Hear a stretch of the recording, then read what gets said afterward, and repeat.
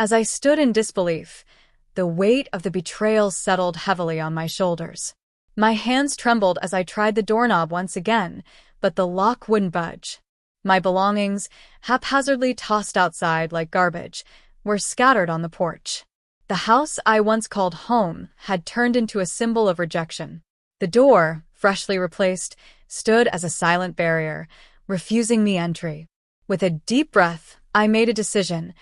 I would not waste another moment begging for acceptance from a family that had shown me none. Hi, my name is Clara, and I'm 34 years old. My husband, Ryan, is 2 years younger than me. We met while working at a publishing firm in Denver, where I was the lead editor, and he was an aspiring writer. Marriage wasn't on my mind at the time, but Ryan's persistence eventually won me over. He promised that I could continue focusing on my career while he took care of the household. At first, everything seemed perfect, but things took a sharp turn 6 months into our marriage when Ryan's father passed away suddenly, leaving his family shattered. My mother-in-law, Linda, and sister-in-law, Emma, couldn't cope with the loss. Linda insisted they couldn't manage the household alone and needed our support. Emma, who dabbled in art and relied on sporadic freelance gigs, seemed financially unstable. Ryan brought up the idea of us all living together. Clara, I think it'll be easier if we move in with my mom and Emma, Ryan said one evening. They're struggling, and having everyone under one roof will lighten the burden for all of us. You can keep working as usual. I hesitated, weighing the pros and cons. Ryan, I'm okay with us supporting your family, but I don't want this to become an arrangement where I'm taking on all the responsibilities. Don't worry, he assured me. They'll handle the household chores. You won't have to lift a finger. Reluctantly, I agreed, trusting his words. But little did I know, I was walking into a carefully laid trap. The day we moved into Linda's home, I made an effort to start things off on a positive note. I greeted her warmly, expressing my hopes for a smooth transition. Linda, I'm looking forward to living together. As Ryan mentioned, I'll continue focusing on my work. I trust you and Emma can manage the household chores, as agreed. Linda barely acknowledged my words. Instead, she muttered under her breath, loud enough for me to hear. Why did Ryan marry someone like her? A wife should be taking care of the house, not running off to work every day. Her words stung, but I chose to let them slide.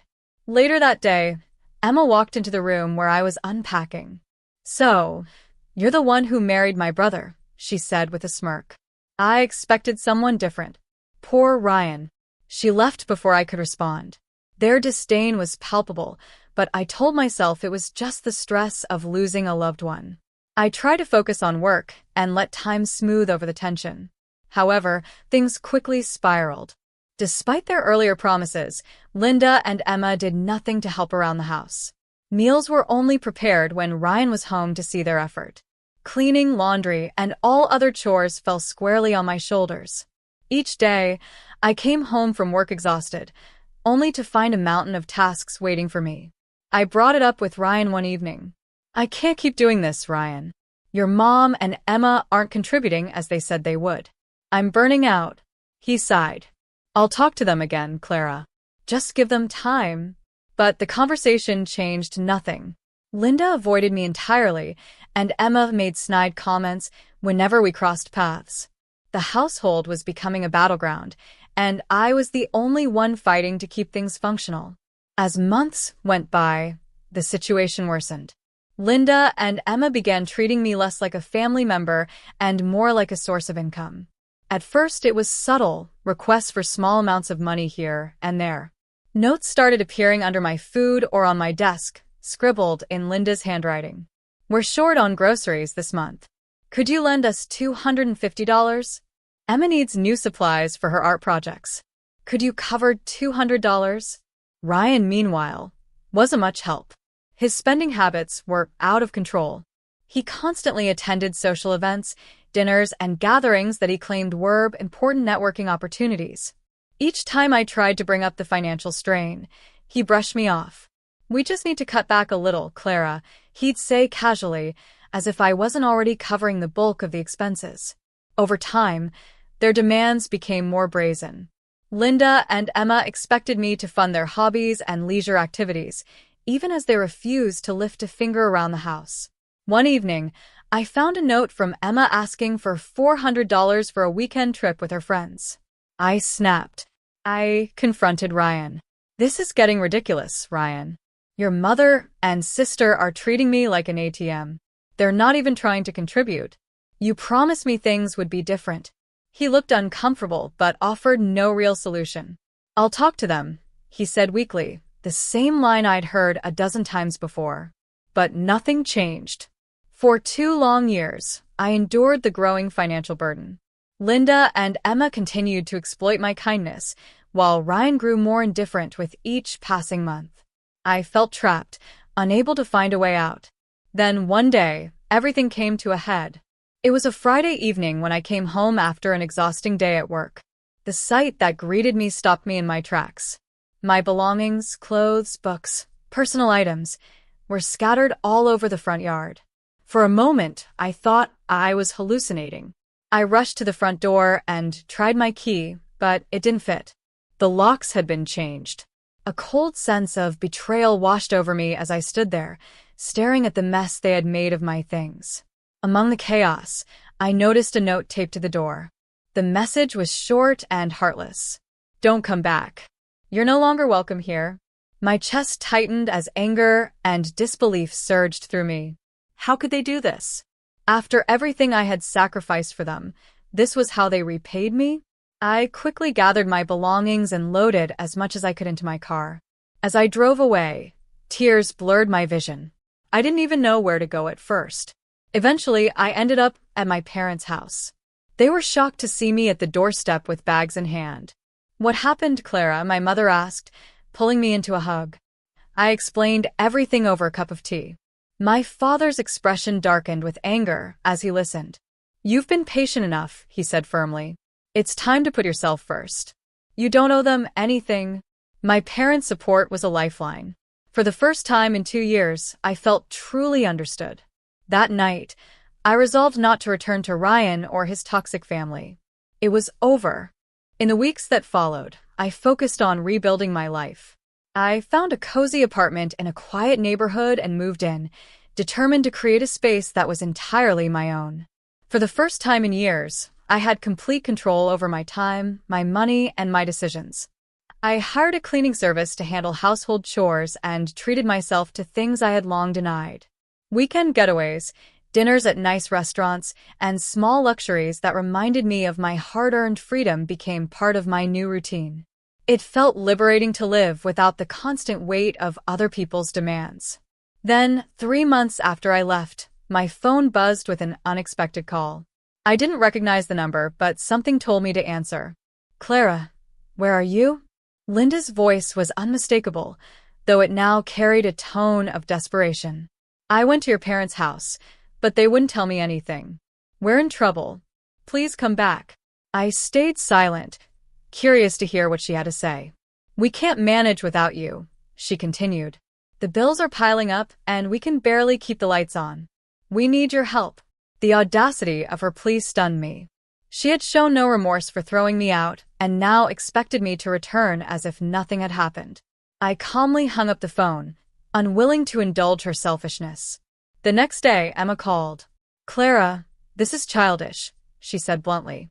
"You know we didn't mean to kick you out like that. It was just a misunderstanding. You need to grow up and come back." I let her words wash over me, refusing to engage. When her tone turned condescending, I ended the call without a word.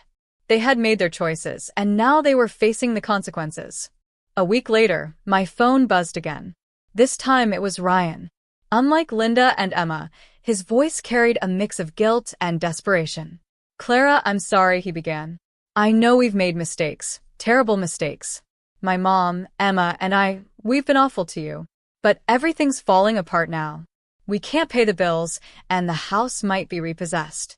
Please come back. We need you." I took a deep breath, steadying my emotions before replying. "Ryan, do you even hear yourself? You treated me like an ATM for 2 years. You ignored me while your family walked all over me, and you never stood up for me. And now that you're in trouble, you want me to save you?" "I know I've been a terrible husband," he admitted. "But I'll make it right. Just come back, and we can fix this together. His apology might have meant something months ago, but now it felt hollow. I had learned of his infidelity during my time away, and there was no repairing the damage. Ryan, it's too late for that. I've already started the divorce process, I said firmly. And, by the way, I know about your affair. There was silence on the line, followed by a sharp intake of breath. Clara, Save it, I interrupted. I'll be sending the divorce papers along with the bill for everything I've spent on your family over the last 2 years. You used me, and I won't let you get away with it. Before he could respond, I hung up. For the first time in years, I felt empowered. Within a week, I sent Ryan the divorce papers along with an itemized bill for the $250,000 I had spent supporting his family over the past 2 years. I also included a note. Failure to pay will result in legal action, including notifying your workplace of your infidelity and financial irresponsibility. To my surprise, Ryan acted quickly. He transferred the full amount to my account and signed the divorce papers without argument. I later heard through mutual acquaintances that he had taken out a loan to cover the payment.